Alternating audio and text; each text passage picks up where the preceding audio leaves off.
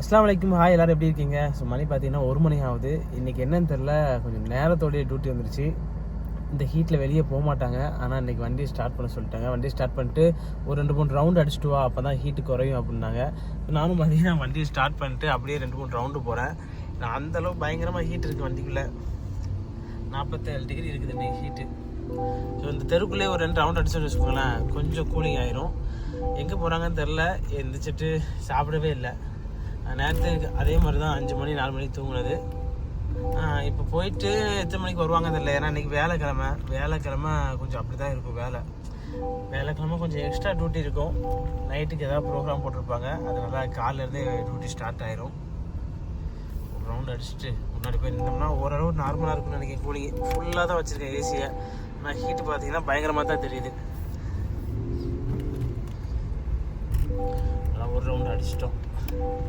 போயிட்டு என்ன வந்துடுவாங்க. இந்த இதை பார்த்தீங்கன்னா தொடவே முடியல, அப்படி இருக்குது ஹீட்டு. கை தொடும்போது ஒரு மாதிரியாக செம்ம ஹீட்டாக இருக்குது. இதை தொடையில் ஸ்டேரிங்கை பிடிக்கும்போது வந்துட்டோம். எங்கே வந்தோன்னா மேடம் ஃப்ரெண்டை கூப்பிட்டு அவங்க வீட்டில் போயிட்டு அப்புறம் பார்க் அவனின்னு ரூமில் இருந்து ஒரு 6 கிலோமீட்டர் ஒரு மால் இருக்குது. இங்கே பாருங்கள், ஆளே இல்லை மாலில் காலங்காத்தால். அங்கே வந்துட்டோம். மணி இப்போ ஒரு 2 கால் ஆகுது. இப்போ மேடம் நீ சாப்பிட்டியான்னு கேட்டாங்க. நான் சாப்பிடல அப்படின்னேன். ஏன்னா ரூம் பக்கம் தானே, அப்போ நீ வேணா ரூமுக்கு போய் சாப்பிட்டு வான்ட்டாங்க. இப்போ பார்த்தீங்கன்னா நேராக ரூமுக்கு கிளம்பிட்டோம். இப்போ ரூமில் போயிட்டு மத்தியானம் சாப்பாடை முடிச்சுட்டு அவங்க கால் பண்ணுறேன்ருக்காங்க. நான் கால் பண்ணிலே நீ வா அப்படின்ட்டுருக்காங்க. எப்படி ஒரு 4 மணிக்கு வருவாங்கன்னு நினைக்கிறேன். சாப்பாடு பார்த்தீங்கன்னா நம்ம ரூமில் மாம்ஸ் ரெடி பண்ணிட்டாரு. நான் மேடம் வெயிட் பண்ண சொல்லிட்டா, நீ வீட்டுக்கு போக வேணாம் அப்படின்னு சொல்லிட்டா. பக்கத்தில் பார்த்தீங்கன்னா பேக் சைடில் புகாரி ஹோட்டல் இருக்குது, ஒரு ஹோட்டல். நாங்கள் சாப்பாடு பார்த்தீங்கன்னா கப்ஸை 12 ரியால் தான். நம்ம ஊருக்கு ஒரு 240 ரூபா வரும். ஏன்னா அங்கே போய் சாப்பிடலாம் பார்த்தேன். பசி வேறு பயங்கரமாக இருந்துச்சா. ஏன்னா எங்கே போனாலும் நம்ம சாப்பிட்டுன்னு வச்சுக்கோங்களேன், வேலை எவ்வளோ டைம் ஆனாலும் நமக்கு டென்ஷன் வராது. அது மாதிரி எவ்வளோ டைம்னாலும் வெயிட் பண்ணிக்கலாம். இதுவே நீங்கள் சாப்பிடாமல் போயிட்டேன்னு வச்சுக்கோங்களேன், பசிக்கும். அதிலே பயங்கரமாக டென்ஷன் ஆயிரும். அதை எப்படி சொல்கிறது, வெயிட் பண்ண முடியாது. ஒரு எரிச்சல் வந்த மாதிரி வந்துடும். அந்த மாதிரி டைமிங் சாப்பிட்டா நல்லது. சரி, இப்போ வீட்டுக்கு போக சொல்லிட்டாங்க. நம்ம மாம்ஸ் பார்த்தீங்கன்னா சாப்பாடு ரெடி பண்ணி வச்சுருக்கேன்னு சொன்னார். சீக்கிரம் வான்னார். இப்போ போயிட்டு அவர் ரூமில் போய் சாப்பிட்டுட்டு மறுபடியும் ஃப்ரெஷ் ஆகிட்டு திரும்ப வந்துடணும். ஏன்னா அவங்க கால் பண்ணுவாங்க. எப்படி 1 மணி நேரத்துலேருந்து 2 மணி நேரம் தான் ஆகும். அதனால ஏன்னா இப்போ ஹீட்டு டைம் தானே, மத்தியானம் வந்தனால இவ்வளோ டைம் ஆகும். இதுவே நைட்டு வந்தாங்கன்னு வச்சுக்கோங்களேன், இந்த மால் பாருங்கள், என் வீட்டிலேருந்து பக்கம் தான். ஆனால் நைட்டே வந்தாலும் 4 மணி நேரத்துலேருந்து 5 மணி நேரம் அந்த மாலில் வெயிட் பண்ணியிருக்கேன். இதே மாலில் என் வீடு இங்கேருந்து 8 கிலோமீட்டர் தான். ஆனால் எங்கே இப்படி 7 மணி நேரம்லாம் வெயிட் பண்ணிட்டு இருந்திருக்கேன் நான். இன்றைக்கி போக சொல்லிட்டாங்க, அது வரைக்கும் சந்தோஷம். ஒரு 12 ரியாலை சேவ் பண்ணிட்டோம். இல்லைன்னா 12 ரியால் கடையில் தான் சாப்பிட மாதிரி இருக்கும். சரி, இப்போ போயிட்டு நிறைய போய் சாப்பிட்டுலாம் ஃப்ரெண்டு ரூமில் போய். ரூம் பக்கத்தில் டிராஃபிக்கே இல்லை. ஏன்னா 5 நிமிஷம் தானே. இந்த ஹீட்டில் யாருமே மேக்ஸிமம் வெளியே போக மாட்டாங்க. இந்த ஒரு 4 மணிக்கு மேலே அதிகபட்சம் நைட்டு ஃபுல்லாகவே சுற்றுவாங்க. ஆனால் இன்றைக்கி இந்த ஹீட்டில் நான் காலைல போயிட்டு வந்துட்டேன்னா ரோட்டில் வர நல்ல டிராஃபிக்காக இருக்குது. ரொம்ப நாள் கழிச்சு காலைல 1 மணிக்கு டியூட்டி போயிருக்கேன். ரூமுக்கு வந்துட்டோம். அவர் பார்த்திங்கன்னா நமக்காண்டி வெயிட் பண்ணிக்கிருக்காரு. இப்போ வண்டியை பார்க் பண்ணிவிட்டு டக்குன்னு போயிட்டு சாப்பிட்டுட்டு அப்புறம் சீக்கிரம் கிளம்புறோம். ஏன்னா மறுபடியும் அங்கே போகணும்ல, கூப்பிட போகணும்ல. அதனால் ஏன்னா எப்போ கூப்பிடுவாங்கன்னு தெரியாது. அது 1 மணி நேரமாக இருக்கலாம், அரை மணி நேரமாக இருக்கலாம். ஸோ அதனால நம்ம சீக்கிரம் ரெடி ஆகுது நல்லது. மாலுக்குள்ளே போயிட்டு எனக்கு பார்த்திங்கன்னா வந்தோடனே ஹீட்டு தெரியும், பயங்கர ஹீட்டாக இருக்குது. அதனால் ஒரு தண்ணி பாட்டில் தந்தாங்க. ஸோ இதுதான் அந்த தண்ணி பாட்டில். இது கேன் இல்லை, பாட்டில். இது பார்த்திங்கன்னா பீரைன் கம்பெனியில் உள்ளது. ஸோ இந்த கம்பெனிலேருந்து தான் நம்ம வீட்டில் தண்ணி வாங்குவாங்க. இதோட ப்ரைஸ் பார்த்திங்கன்னா ஒரு 140 ரூபா வரும். எத்தனை மில்லி? 270 மில்லி. 4 லிட்டர் இருக்குது. 4 லிட்டரு, ஆமாம் 4 லிட்டர் இருக்குதா. 140 ரூபா. மேக்ஸிமம் பார்த்தீங்கன்னா நீங்கள் எந்த ஹோட்டலுக்கு போனாலும் சரி, வெளியே சாப்பிட போனாலும் சரி, இல்லை ரூம்லேயே வச்சுனாலும் சரி, நீங்கள் தண்ணி குடிக்கும்போது பார்த்தீங்கன்னா பிளாஸ்டிக் கிளாஸோ பிளாஸ்டிக் பாட்டிலே தண்ணி குடிச்சிங்கன்னா தண்ணி அந்தளவு டேஸ்ட்டாக தெரியாது. இதுவே பார்த்தீங்கன்னா நீங்கள் கண்ணாடி கிளாஸில், அதுக்கப்புறம் இந்த மாதிரி கண்ணாடி பாட்டிலில் தண்ணி குடிச்சுன்னு வச்சுக்கோங்களேன், அது ஒரு டிஃப்ரெண்ட் டேஸ்ட்டாக இருக்கும். ஸோ நம்ம வீட்டில் கேன் வாங்குவாங்க. பட் இருந்தாலும் அதிகம் யூஸ் பண்ணுறது இந்த கண்ணாடி பாட்டில் தான். ஹோட்டலில் போய் சாப்பிட போயிலும் பார்த்தீங்கன்னா கேன் தண்ணி வாங்கி குடிக்க விட அந்த கடையில் ஊற்றுவாங்கள தண்ணி, நார்மல் தண்ணி, அதுவே நீங்கள் கண்ணாடி கிளாஸில் குடிச்சிங்கன்னு வச்சுக்கோங்களேன், ஒரு டிஃப்ரெண்ட்டாக டேஸ்ட்டாக இருக்கும். சரி, வாங்க நம்ம போய் இப்போ சாப்பிட்டு வந்துடலாம். வந்துட்டோம். மேடத்தை திரும்பவும் கூப்பிட்டு வந்துட்டோம். கரெக்டாக நான் சொன்ன மாதிரி ஒரு 2 மணி நேரம் தான் வெயிட் பண்ணாங்க. 2 மணி நேரத்துக்கு அப்புறம் வந்துட்டாங்க. ஸோ மணி 5 மணி. இன்றைக்கி வேலைக்கிழமை. ஸோ வேலைக்கிழமைக்கு நமக்கு என்ன வேலைன்னா வண்டி கழுவணும். ஏன்னா கஃபில் இன்றைக்கி லெக்ஸஸ் பழைய வண்டி இஸ்திராக்கு எடுத்துகிட்டு போவாங்க. இன்றைக்கி வேலைக்கிழமை மட்டும்தான் அந்த வண்டியை எடுப்பாங்க. ஸோ வேலைக்கிழமை நம்ம கழுவலாம். அப்போ ரொம்ப மண்ணாக இருக்கும். சரி, உள்ளே போயிட்டு கடலில் தண்ணி அடிச்சுட்டு கழுவிடலாம். 5 மணி. ஆனால் வெயில் பார்த்திங்கன்னா சுள்ளுன்னு அடிக்கி. ஸோ இது பார்த்திங்கன்னா டாட்ஜி, நம்ம சின்ன பையன் உள்ளது. அதை நேரத்தை வந்து கழுவிட்டு போனாங்க. பட்டு இந்த வண்டியை தான் நம்ம கழுவணும். கழுவிட்டு மண்ணை பாருங்கள் எப்படி இருக்குது. ஸோ அப்படியே நம்ம ஜிஎம்சியை கழுவணும். உள்ளே போயிட்டு ஹோஸ் எடுத்துகிட்டு கார்டனில் பார்த்தீங்கன்னா அப்படியே யாரோ தண்ணி அடிச்சு விட்ருக்காங்க. நல்லது தான், நமக்கு ஹெல்ப் பண்ணுறாங்க. ஸோ வீட்டில் வேலை பார்க்குறவங்க அடிச்சிருக்காங்கன்னு நினைக்கிறேன். அதனால் அடிக்க தேவையில்லை. வண்டியை மட்டும் கழுவணும். கழுவிட்டு இன்றைக்கி வேலைக்கிழமை நைட்டு டியூட்டி பயங்கரமாக இருக்கும். கழுவு வந்து ரொம்ப ஈஸி தான். ஓஸை வச்சு அடிச்சு விட்டுன்னு வச்சுக்கோங்களேன், ஒரு 20 நிமிஷத்தில் வேலை முடிஞ்சிடும். எனக்கு தண்ணி அடிச்சிருக்காங்க, ஆனால் பாதி இதுக்கு தண்ணி அடிக்கலை.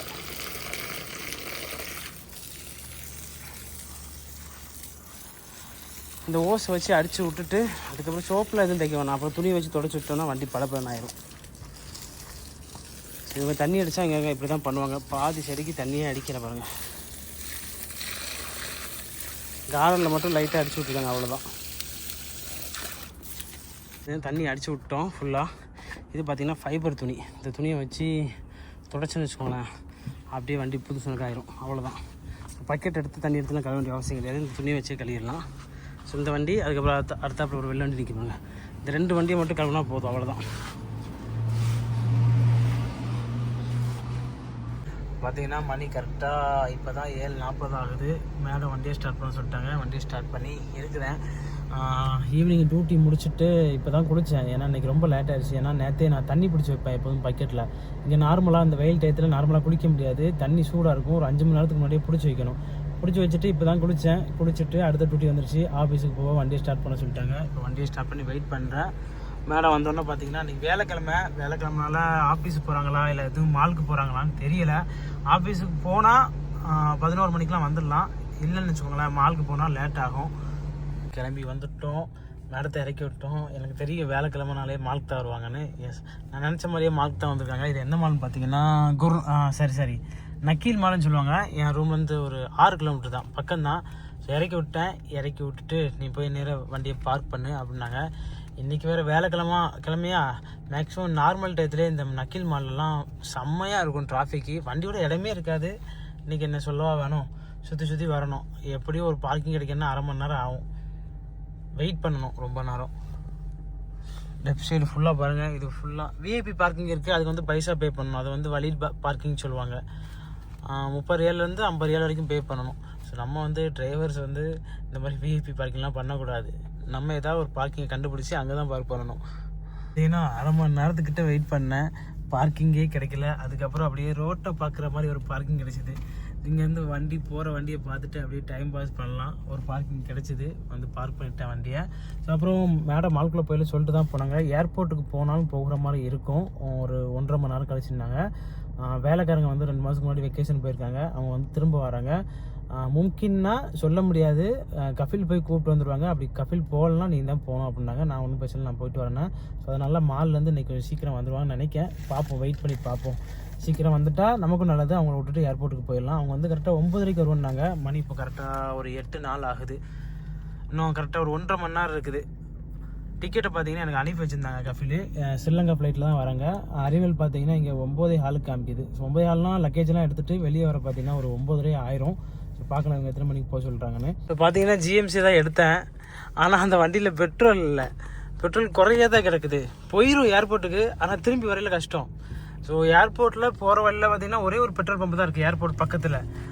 அது எதுக்கு இப்போ பெட்ரோல் இல்லாமல் அதை வண்டி எடுத்துகிட்டு போயிட்டு இப்போ நாளை அங்கே நின்றுச்சுன்னா கஷ்டம். ஏன்னா பெட்ரோல் இல்லாமல் இங்கே வண்டியை நிப்பாட்டணும்னு வச்சுக்கோங்களேன், போலீஸ் வந்து ஃபைன் 3000 ரியாலோ 6000 ரியாலோ அடிப்பாங்க. ஸோ அதனால் இங்கே லோக்கலில் எப்போது நான் வண்டி எடுத்துகிட்டு போயிடலாம், அந்த வண்டியில் பெட்ரோல் போட்டுக்கலாம். இப்போதைக்கு தான் நம்ம வண்டி இருக்குல்ல புது வண்டி, ஸோ அதை எடுத்துடலாம் சொல்லி நேராக புது வண்டி எடுத்தாச்சு. எடுத்துகிட்டு கிளம்பிட்டோம் ஏர்போர்ட்டுக்கு. ஏர்போர்ட் பார்த்தீங்கன்னா என் ரூம் வந்து ரொம்ப பக்கம் தான். நம்ம ஏரியாவை தாண்டி தான் இங்கே ஏர்போர்ட்டுக்கு போகணும். என் ஏரியா பார்த்தீங்கன்னா எக்ஸிட் 8 இருக்குது. என் ஏரியா தான் மெயின் ஏர்போர்ட்டு பக்கத்தில். ஸோ அதனால் நம்ம ஏரியா தாண்டி நேராக ஏர்போர்ட் போகணும். ஒரு 20 நிமிஷம் ஆகும்னு நினைக்கிறேன். 1/4 மணி நேரம் இல்லை ஒரு 20 நிமிஷம் தான் ஆகும். ஏர்போர்ட் ரோட்டில் பார்த்தீங்கன்னா ஸ்பீடு 120. அதனால் ஸ்பீடாக போவேன்னா ஒரு 100, நார்மலாக 100ல் போனாலே போதும். அவங்க எப்படினாலும் வந்து வெளியே தான் கேட்டில் தான் வெயிட் பண்ணுவாங்கன்னு நினைக்கிறேன். முதல்ல ஒருத்தவங்களை வேலைக்காரங்களை கூப்பிட போனேன். அப்போ அவங்க வந்து ஆஃபீஸில் ஒர்க் பண்ணுறவங்க ஸ்ரீலங்கா பிலிப்பைனி. அவங்க வந்து அவங்க வர்றதுக்கு 1 மணி நேரத்துக்கு முன்னாடி நான் ஏர்போர்ட்டுக்கு போயிட்டேன். ஸோ அவங்க வந்து மத்தியான டயத்தில் வந்தாங்க. இன்றைக்கி வேலைக்கிழமை இவங்க பிஸியாக தானே இருப்பாங்க. இவங்க இந்த டயத்தில் வர்றதுனால போக முடியல. இல்லைனா இந்த மேடம் சீக்கிரமாகவே போக சொல்லிடுவாங்க. இப்போ இவங்க வந்து வெளியே வெயிட் பண்ணுவாங்க. ஏன்னா இவங்களுக்கு 9:00 ஃப்ளைட் லேண்ட் ஆயிரும். இப்போ மணி 10 ஆயிடுச்சு.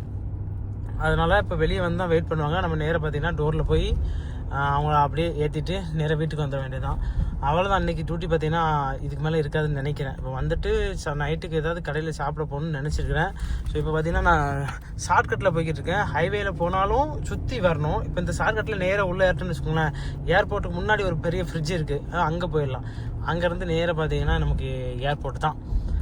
ஏர்போர்ட்டில் இப்போ அவங்க வரலன்னா நான் உள்ளே போய் பார்க் பண்ணிவிட்டு கார் எடுத்துகிட்டு வந்திருக்கேன். அந்த கார்லேருந்து பைசா பே பண்ணணும். 1 மணி நேரத்துக்கு பார்த்தீங்கன்னா 10 ரியால் ஏர்போர்ட் பார்க்கிங்கு.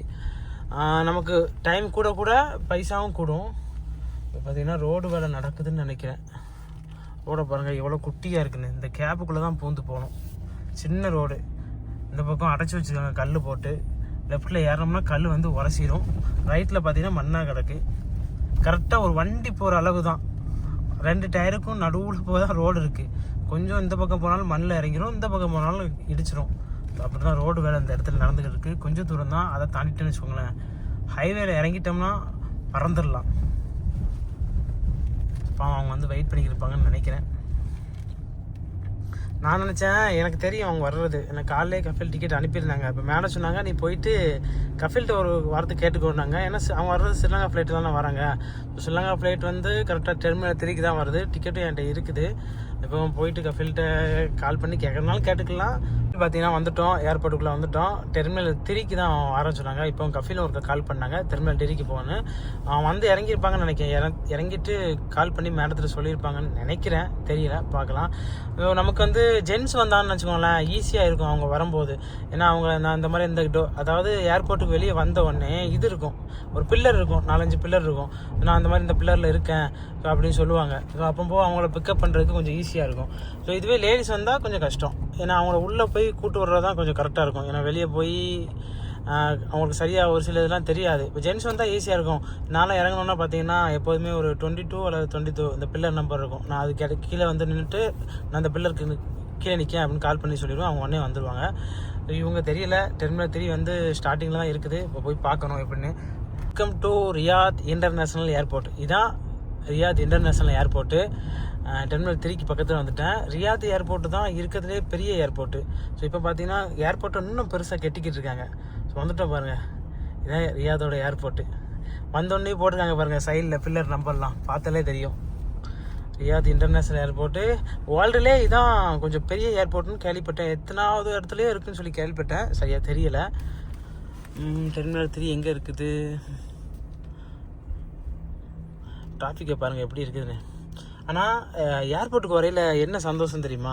டெர்மினல் 4 இதுக்கு அடுத்து தான் டெர்மினல் 3.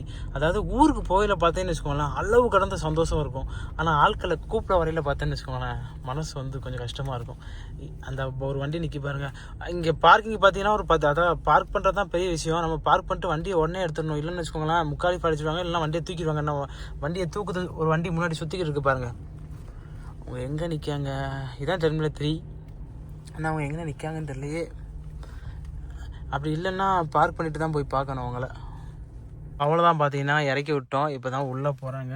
லக்கேஜ் பார்த்தீங்கன்னா துணி வரும்போது துணி மட்டும் தானே கொண்டு வருவாங்க. அது மாதிரி ஒரு சின்ன பெட்டி கொண்டு வந்தாங்க. ஸோ பார்த்தீங்கன்னா நான் ரொம்ப நேரம் வெயிட் பண்ணிட்டேன். அவங்க வந்து உள்ளே நின்றுருக்காங்க, நான் வெளியே நின்று பார்த்துக்கிட்டு இருக்கேன். ஸோ அதுக்கப்புறம் மேடத்துக்கு கால் பண்ணியிருப்பாங்க அவங்களுக்கும் அந்த மாதிரி வந்துட்டேன்னு. அதுக்கப்புறம் மேடம் வந்து நீ இந்த மாதிரி இந்த இடத்துக்கு போனேன். அந்த கண்ணாடி கதவு தானே அதுக்கு பேக்கில் இருந்தாங்க. ஸோ அவசரமாக கூப்பிட்டு வந்து இறக்கிட்டோம். ரோட்லேயும் பார்த்தீங்கன்னா அந்தளவுக்கு டிராஃபிக் இல்லை. ஸோ மணி 11 மணி தான் ஆகுது. அதுக்கடுத்து டியூட்டி போகலான்னு தெரில. டியூட்டி இருந்தால் இருக்கும், அப்படி இல்லைனா ரெஸ்ட் எடுக்கணும். பார்க்கலாம் டியூட்டி இருக்கான்னு.